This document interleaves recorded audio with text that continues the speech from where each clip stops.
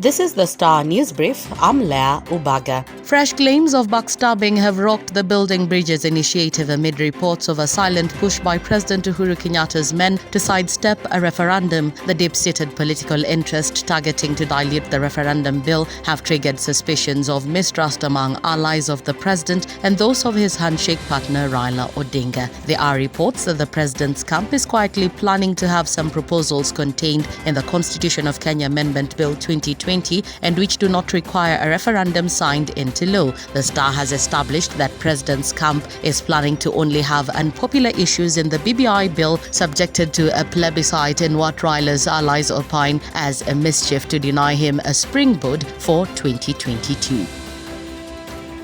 Get a copy of The Star by subscribing to our e-paper for only 10 shillings by dialing *550*3#.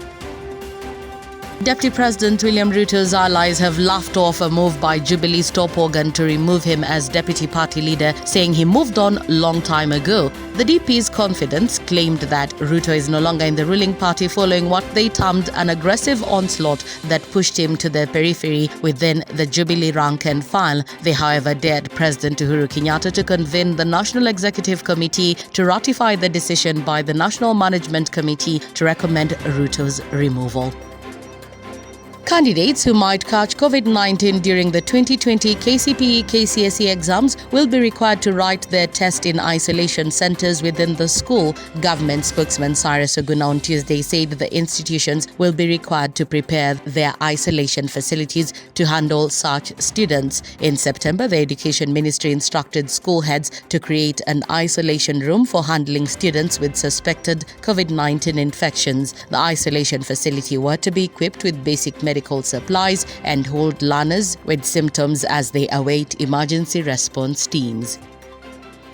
The idea to construct a hostel at the Kenyatta National Hospital was a relief for cancer patients who have been struggling not only to foot their hospital bills but also their stay during the treatment period. The idea, which was conceived in 2017, was to help realize a decent accommodation for outpatient cancer patients. But more than 3 years later, patients seeking treatment at the facility still spend their nights on the cold hospital corridors after the project failed to start.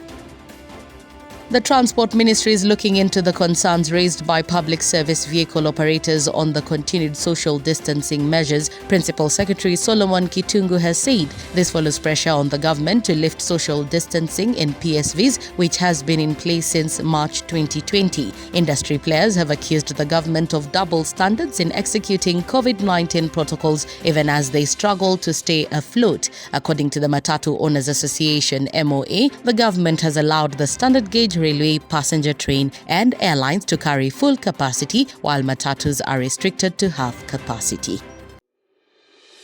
Get a copy of The Star by subscribing to our e-paper for only 10 shillings by dialing *550*3#.